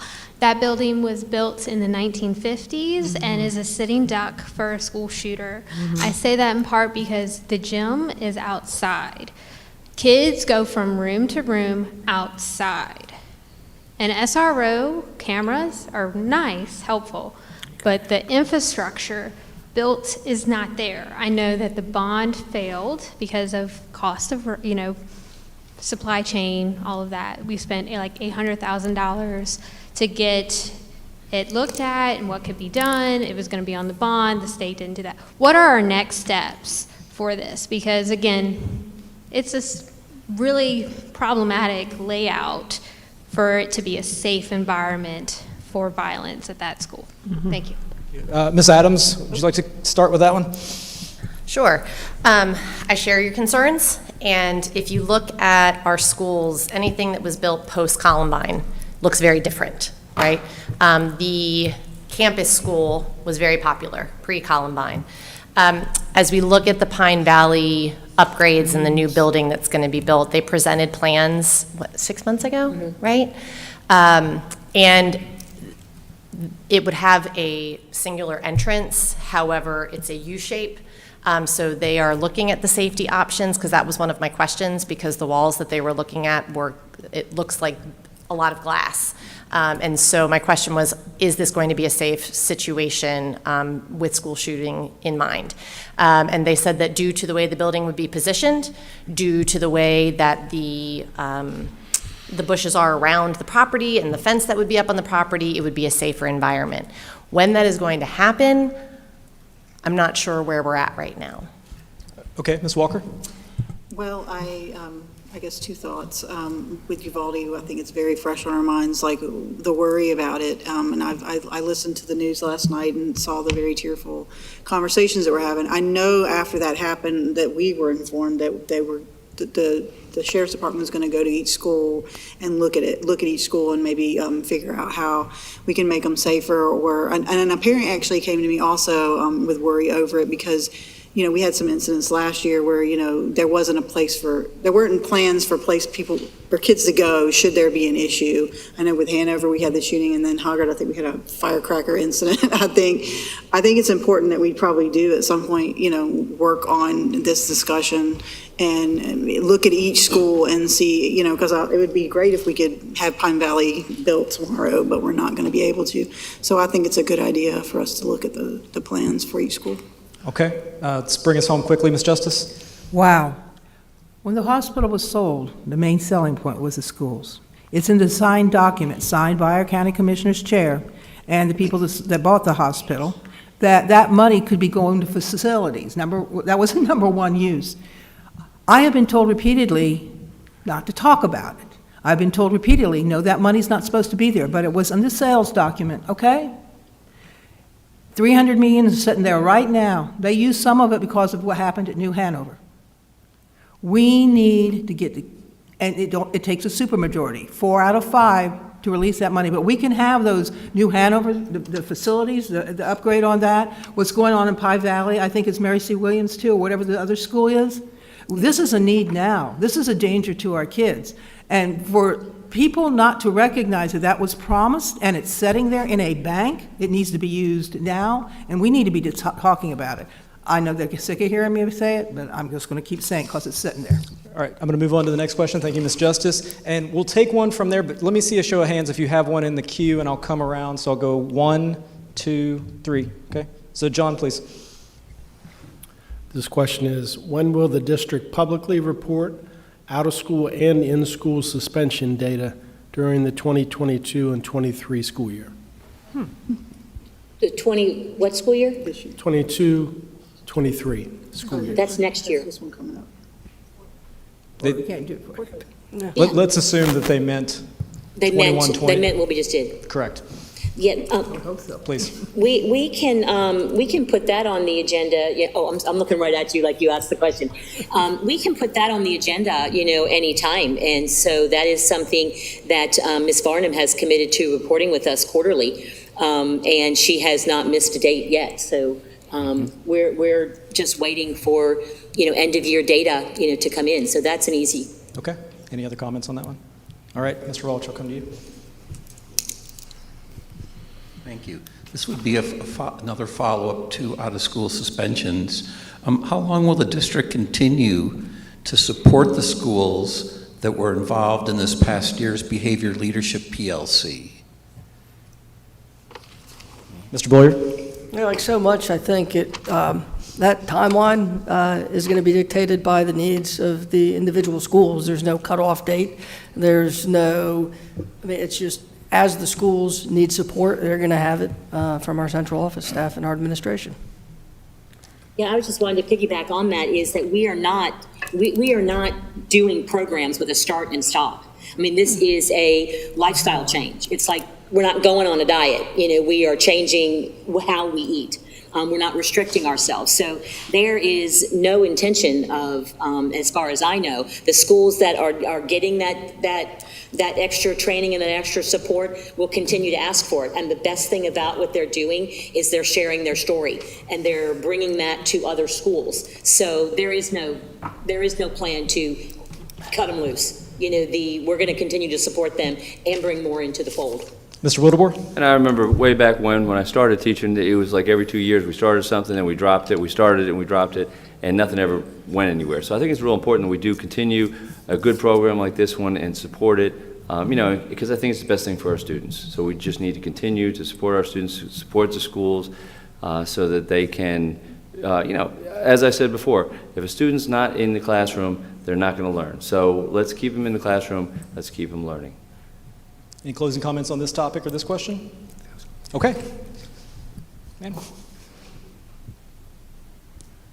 I'm sorry, I'm used to holding it. Hi, everybody.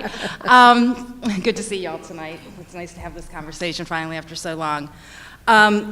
We've been to the meetings and we've heard about this pornographic material in the schools, and you've heard the parents' concerns for months on end now. And yes, our sheriff went to the DA and had him review one of the North Carolina general statutes, which was 14190.15. And he indicated in that there was some exemption from being personally liable for harming the children, because if you were an employee of the school, you were exempt if you were doing a duty of your employment. But there are federal laws as well in the U.S. Code Section 18 that deal with obscene materials to minors, which supersede that. I guess my question is, we haven't heard any feedback from this board regarding the pornographic materials. We know we're not allowed to read or reiterate them to you because they are lewd and pretty offensive. Does this board support that material in our school libraries? Ms. Justice. I believe in the First Amendment. I believe in our Constitution. I also know that most of the children out here have this in their hands. They can get at just about anything. And so to keep, directing the situations to schools, maybe you should be talking about it in your home. And teachers don't sit in front of classrooms and read pornographic material to students. There are permission slips that are sent home if there's books that are have controversial material, and parents have they have the option of bowing out if they want to. And once more, you can call the teachers if you're concerned. We are educating our children. This is 2022. The best way to have a child read something, if you don't want them to, is to tell them that. And then suddenly they're going to be running around looking for it. Okay? I think we're doing a really good job. We have programs in place if parents have concerns, and they're working well. Honestly, this is something that I've been in schools for 20, 30 years, and periodically it pops up, and it seems to pop up mostly around election cycles. Okay, hands, Ms. Crable? I would just like to say that this board, I think I can speak for us, that we don't endorse pornographic materials in our school system. And we do have, which we explained at a board meeting, a system for how to report materials that you don't like or that you think are questionable. The principal, you submit it to the principal looks at it, you can appeal, it can go to the school system will look at that. I have been talking with some principals around, over the summer about how many people have filed reports, and there have not been that many. I just was at a school today doing parent drop-off, and they were talking to me about, because I do volunteer in their library, and they have a flag system. If a parent says, I don't want my child reading Judy B. Jones, which I couldn't believe I heard that's on the flag list, but they have it flagged on your name. So there are a lot of different ways to do that. But also to your point about against federal rules. So Wake County had this exact same thing happen in their county that we had happen in our county. Their DA ruled the exact same with that, and it's not all school employees, but school librarians in particular are the ones who are protected by that First Amendment right to do that. So I just wanted you to know, and Mr. David and the DA, I spoke with them as well in Wake County, is there has been no case law where this has ever been brought forward as a lawsuit, and nobody has ever been found guilty of putting pornographic materials in a school librarian. So there is no case law, and it's being handled the same across our state. Okay, and so this is a fairly, not new topic, but this is a topic, and it is fairly one of the hotter ones. I want to do away with the timer a second, give ample opportunity for this board to express what they need to. Mr. Blair. Thank you, Ms. Crable. I definitely do not support pornographic materials in our school system. In 1996, the Supreme Court heard a case brought by the ACLU. There was a public library that had pornographic materials, and the justice in that case said, I don't know exactly what porn is, but I know it when I see it. And there are plenty of times where a book for a high schooler could have a sexually explicit scene in it, not be pornographic, and also be a valuable learning tool. That can happen. Magazines, videos, no, I don't think anybody supports having something like that in our school system. If somebody found something like that in our school system, I'd urge them to get it out immediately, call somebody, let us know about it. But, pulling a passage out of a book, without context, I trust our administrators and our librarians to put in appropriate material. Mr. Wildebohr? Well, again, I guess from an elementary perspective, I've had that come up to me where somebody would say there's a questionable book. And the thing I'd always go back to teachers, is there not another way to teach this besides this book, if it is questionable, if there's a question, if there's a problem? And one thing I've heard that, in one school, this one is banned, we have a concern at this high school, but it's in 2 other high schools. Well, I think we need to have communication. One of the things I think we really need to focus on throughout the county is communication, so that it is shared between one high school librarian to another high school librarian that, hey, just to let you know, FYI, this was a concern at our at our library. I am definitely a proponent of the First Amendment, but again, we also have to protect our children. Mr. McManus, bring us home. I think rather than taking the divide, which we obviously are in about so many things in this country and in each of the school districts in our state and country, my understanding is that a parent can notify the principal if they do not want their child engaged in a particular class, be that something dealing with sex and or and or a book. And to me, that resolves the problem. If parent reports to the principal, I do not want my child involved in this particular book or this particular class, then the principal will help have that child placed somewhere else.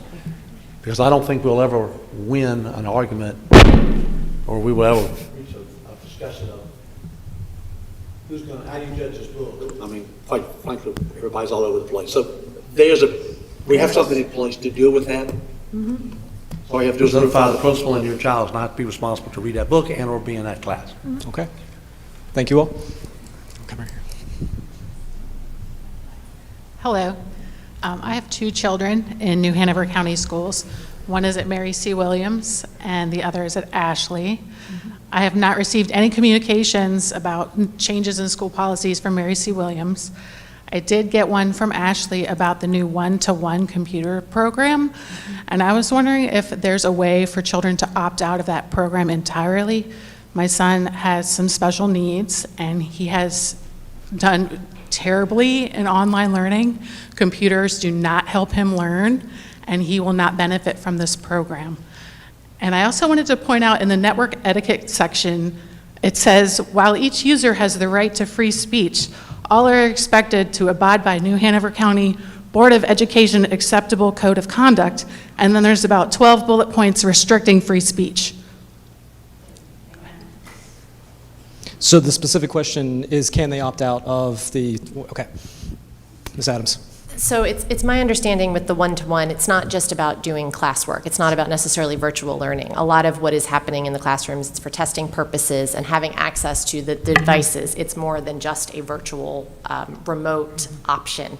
So I'm not an expert on the opt-out option, but what I do understand about this is that there are many purposes for what the device can be utilized for. If the concern is, your son doesn't learn well in that remote environment, that's definitely a conversation to have with your school and share those concerns with them, and they can talk through the specifics of the program and how that device is going to be best used for your child this year. Okay. Mr. Wildebohr, please. I would, and also recommend that you maybe call the principal and sit down with Mr. McCarty and just explain your concerns, because, I think that he would definitely be willing to work with you. Ms. Justice. I just wanted to say something about the First Amendment due to the fact I taught civics for years, and my kids would bring that up all the time. Why does it say this and it doesn't say that? The First Amendment, the reason I said that was because Ben David, he's more than an expert, and his colleagues, they've determined, in fact it's been nationally determined, how that applies to the situation in schools. There's times where the First Amendment has also been decided, like one of those 12 bullet points is probably dress code or possibly about language. There are times when it doesn't apply to schools because of safety reasons. So that's not a simple question to answer, but the reason I made that statement, the reason it applies to libraries, because that is set legal precedent. That is not, unless something changes, that's the way it is, and so it's called, due to the First Amendment. That's why that statement applies. Okay, thank you. And Ms. Crable, bring us home. Mary C. William parent, I didn't catch your name, so I apologize for that. Not all principals have sent out their, your school did, but not all schools have done that yet. Ms. Adams did refer to the fact that the principals are having a leadership retreat Monday and Tuesday, where they're going to be, networking with each other and talking about, what kinds of things are going to go out. And in what format. The communications department will be helping with a lot of that. So don't worry right this minute, but school is a month away, so you should be getting some information from your schools shortly. Okay. Thank you all. Let's take one from John. I'll come back to you. Who else is in the queue? Okay, so you, then three. Okay, go ahead, John. So much focus has been placed on underperforming students. Can you discuss plans for students who are succeeding academically? Ms. Crable. That speaks to our AIG program that we all already gave comments about. Is that again, to what Ms. Adams was talking about, we're talking about growth. And so there are teachers are skilled and they get professional development on how to differentiate, in their classrooms. Their school improvement plans write down how they best address their AIG learners in their school, whether it's a push in, a pull out, a tag team approach.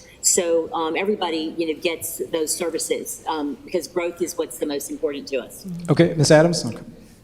Dr. Faust has said many times, it's not just about growth for our low-performing students. A high-performing school could be an A-plus school, but did they grow? And that is a focal point for him. And he wants to make sure that even if it's a low-performing school or a high-performing school, we want to see movement. We want to see that our students are being challenged. I think that's reflected in the increasing numbers in our college and career promise programs. We have a lot of students that are moving into dual enrollment options. We have, yes, the AIG programs, but it's not, we've got honors programs as well, but it's also, if you're a high-performing student in a general class, the expectation is that you are going to grow, and we're going to push you to excellence. Thank you, Mr. Blair. Yeah, well, two quick things. If Cape Fear Community College were an area high school, it would be the largest high school in New Hanover County. That's how many people are taking advantage of college and career promise. We also have, programs. We have WEX, Wilmington Early College High School, and Isaac Bear. But I think it's important to note that New Hanover County is unique in its AIG program. A lot of our locally funded positions are AIG positions because this community has said with one voice, we want to make sure that we are servicing not only the low performing, but also the high performing students, and our county has committed to that. Okay. Ms. Walker. So just as from experience as a parent in this county, I know New Hanover County schools, there are a lot of opportunities for students that feel that they're advanced or that they want to push themselves academically or, I guess, in CT programs. The opportunity is there. My daughter graduated with 3 semesters worth of college credit. If the student wants it and the student wants to figure out which path they want to take, the opportunities are there. And I just think that, if they need help figuring out where to get that information, email the principal, what's that? Counselor, yes. Sorry about that. And I think that the student will find what they need. Thank you. So we're rounding this event out. So Anita and the board members, I'm going to ask, let's go to 2 minutes. Let's get concise. Let's make sure we get everybody's questions in. And we'll kind of tighten it up a bit. And where was I coming? There you are. How are you? First, I would ask that everyone go to the North Carolina report card and look at what it says about our school system and our individual schools. I also want to just point out one thing and ask a question. And I'm going to take one item, and that's the North Carolina Math 1 performance. And it says that reports that only 90% it reports 90% of our students are not ready to use the knowledge that they had if they were going to leave school and have any kind of career or college. And I'm going to report that that's 90% are not prepared. So only 10% of all the students that took North Carolina Math 1 would have been prepared to leave our school system and have a career, a college. And I think that when we have a statistic like that, we have a pandemic level issue in our school system. And I think it requires us to have a war room-like effort to bring about change. Just as if we know we have a school that have 9% proficiency in reading, we should have failure is not an option for us. And I would like to know, how do we move forward from where we are as a school system to rethink what we're doing and make sure that we are serving our children well? We all can look at the data, and where we are is pandemic level, is at a pandemic level failure for some of our students, the ones at the top and the ones at the bottom. All right, rapid fire, here we go. Ms. Crable. So I don't have the statistics committed to memory, but Dr. Faust did, if anybody remembers, he did send this information about Math 1 in one of our Thursday packets, and I just can't remember, but I know it's a focus area that he's very aware. We had math camps this summer. at the middle school and the high school level.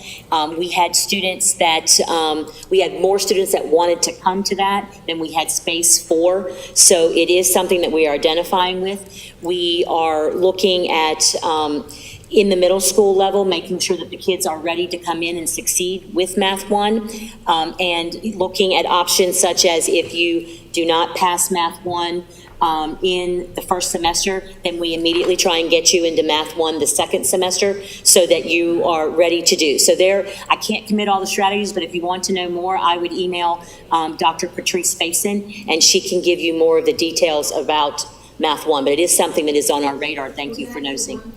I do know of one school system that one of the things they did is rather than trying to catch kids up in the summer, they had after school programs, so they were in the mode of preventing failure. And to that point, we do have after-school tutoring, and during the school time tutoring in their special protected times that they've set aside for tutoring. Okay, and Ms. Justice, last 45 A seconds. couple things. We've got a new program we're doing district-wide now that we just started, I believe it was last year, called Ymca Math. From the reports I'm hearing, it's a lot more effective as far as lower grades, teaching the fundamental basics that you're going to need so by the time you get to the middle school and the high school, you won't be this failure rate. Another thing is, I totally agree about the after-school and even morning programs. We used to have them here during the 90s. We talked about this. I don't know where they went. But those, you know, that's something that as the future, as a board progresses, we need to look at, instead of these cobbled, all these different programs are cobbled together, we need something district-wide, in my opinion, and I've heard it from the community too, district-wide for multiple reasons, both in the morning and night, and that's one of the areas they could focus on is reading and math in those programs in a way that's constructive, because there's also ways that don't work, you know that. Thank you, Ms. Justice. Thank you guys so much. I love this conversation about academics, because academics and academic performance are a symptom of health or illness. A kid who is healthy, a kid who is thriving, has the opportunity to self-actualize, has the opportunity to do better with his life or her life. And so when I think about who is failing, I think it's very common to expect, and reasonably so, predictably, that those children are black, brown, and or poor. And so when we look at this data, when we look at the data, we know who's failing. What are we going to do to rectify that situation? And this is why I believe in EDI work, because we're not just training pupils, we're training people. And until we understand the people, we can't get the end result. And so, two questions. Number one, I think it would be awesome if we had more transparency in data and that we reported more regularly, even quarterly, as to what our numbers look like in our school system, academically and otherwise discretionary discipline. And I think another opportunity that we would have is, what are we doing, what's the process right now to hire another EDI position? Because that position's not just about touchy-feely kumbaya. That's about how do we bridge this achievement gap that is undeniably there. Ms. Crable. Okay. So a couple things there.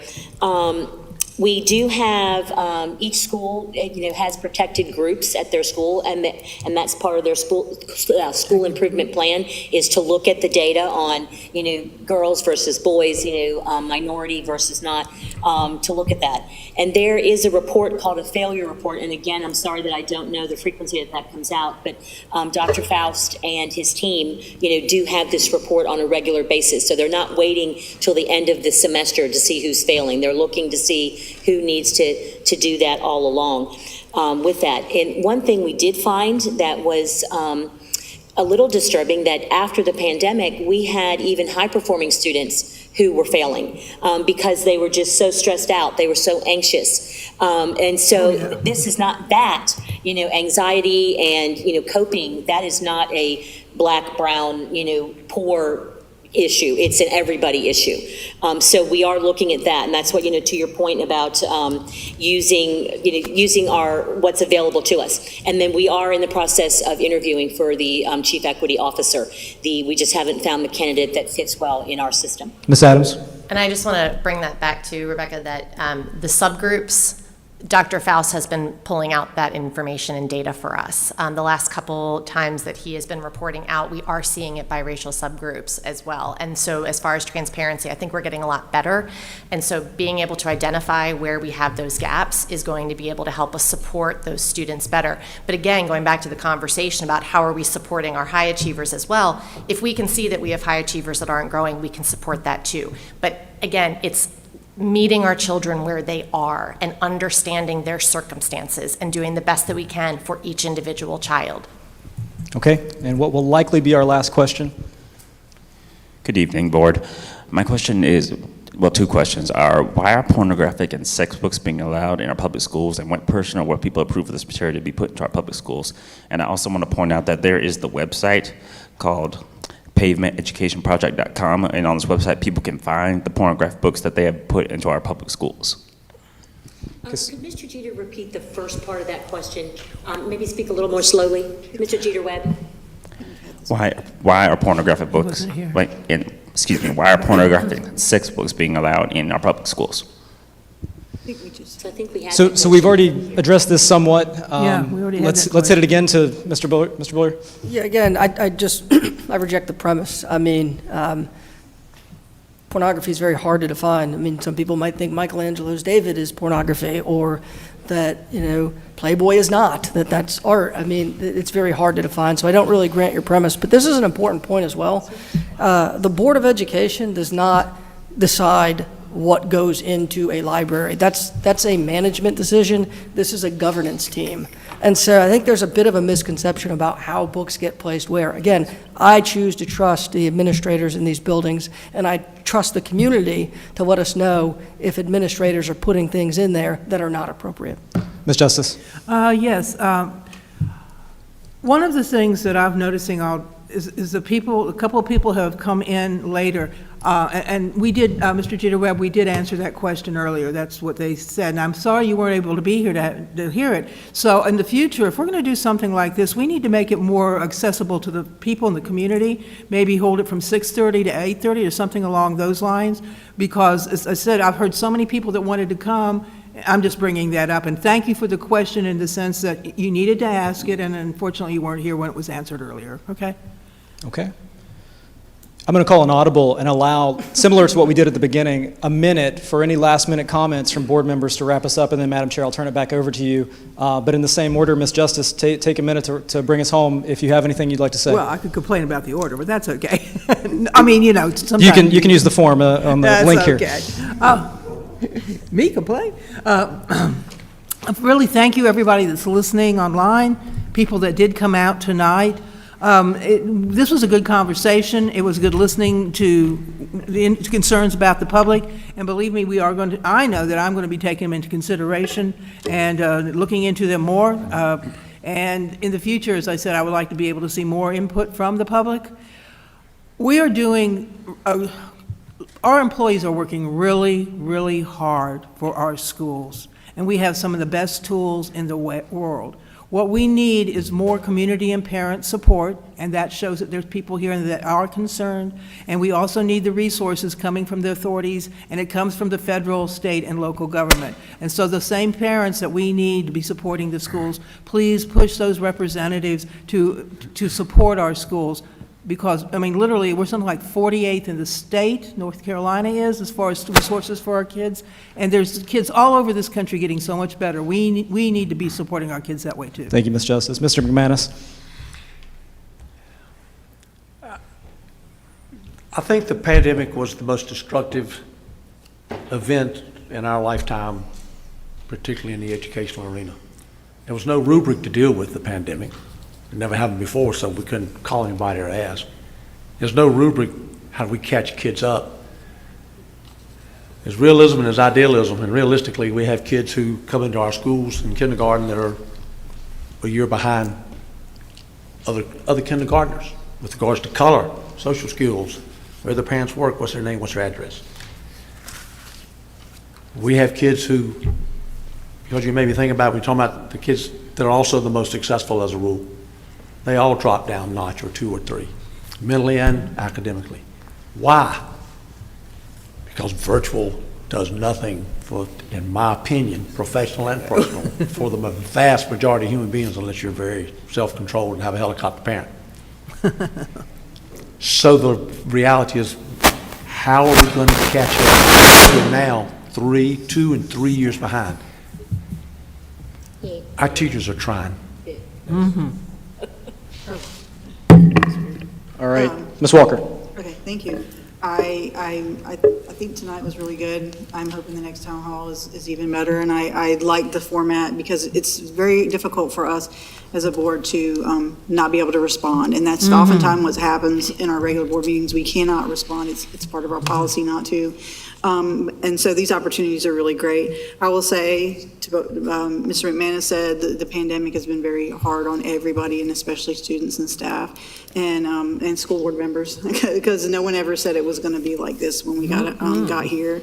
Academics are super important, and I hope we catch up with that, but especially we do need to focus on mental health issues as well, because I mean, I hear that from everywhere. I mean, out in society, with people I know anywhere, that's the most important thing right now. And in some ways, they're equally as important. At least I feel that anyway. I'm almost out of time. But anyway, I look forward to the opportunity to do this again. Thank you, ma'am. Ms. Graybill. Yes, so first of all, I want to say thank you all who are attending here with us in person, and for those of you who are on TV watching us, and those of you who will watch us later. Thank you to our SRO team who is here with us every month, twice a month, every meeting that we have, to make sure that everybody feels comfortable and feels safe in our building. Thank you to our teachers and our principals and our staff for everything that you do every day and for constantly being, very flexible. Also, too, I wanted to, and thank you all for having grace on this board, that we are no different than you in managing our families, managing our work, managing our lives in this unusual case that we're in. And I would like to leave you with this quote that I saw. If you focus on the hurt and the negative, you will continue to suffer. If you focus on the lesson and the positive, you will continue to grow. And that's where I see us as a board going. That's where I see us as a district going. So thank you again, and keep the feedback coming. Sometimes it's not pleasant, but we need to hear it and we need to address the issues. So thank you. Thank you, Ms. Adams. I just want to echo some of what has been shared. Thank you for being here tonight. It's really great to be in this venue and to be able to hear directly from you. To their point, call to the audience is hard. You get to come up here and yell at us sometimes, say whatever you want sometimes, and that's hard because we want to respond. And I just want to encourage you that just because we can't engage in that moment doesn't mean that we won't engage outside. So please feel free, send us emails. We do our best to get back to those and say, I'd really like to have a conversation about this. Because if I see an email that says that, I'm going to pick up the phone. I'm going to ask if you want to grab coffee. So I encourage you to engage, share your concerns. This is how we find out about what you care about. And so this has been really great. I appreciate everyone's questions this evening, and thank you for being here, both at home and here in the BOE Center. All right, Mr. Wildebohr.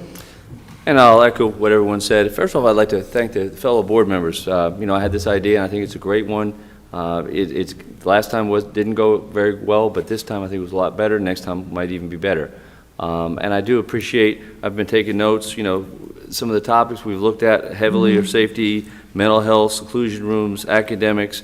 So please understand that even when you come up in a regular call audience, we do listen. We take notes. We try to talk about it. We talk about it at other times, and I think it is important. I think what you say is important. You are our stakeholders. The students are our stakeholders. You are our stakeholders. And I personally feel it's all about the students. So, I think, we all feel that way. It's all about the students. What is the best for our students?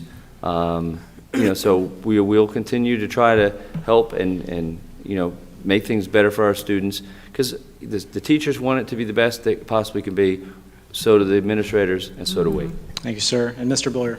Thank you very much, and thank you again. again to my fellow board members. Mr. Wildeboer, this was a very good idea, so I give you credit, so thank you for suggesting it. And, we have seen a lot of change, I think, over the last 4 years now on the board. And, change is stressful, change is really hard, but I think what you see tonight is, the realization of what we had thought about and envisioned, a dynamic where this is possible, and it's because of some of the new staff that have come in, the communications team. This event would not have been possible when I came on the board. It just would not have. So I'm very grateful to you, to the community. Thank you guys so much for being here. Thank you if you're watching on TV. I know I hear a lot, we've been complaining for X and the board doesn't listen. Please understand, when we can't give you what you want as an individual, it's because we're trying to balance the needs of 30,000 other people. So thank you guys very much for your patience and your understanding. All right, thank you to the members of the board, members of the audience. Thank you tonight for your professionalism and your grace as we work through this.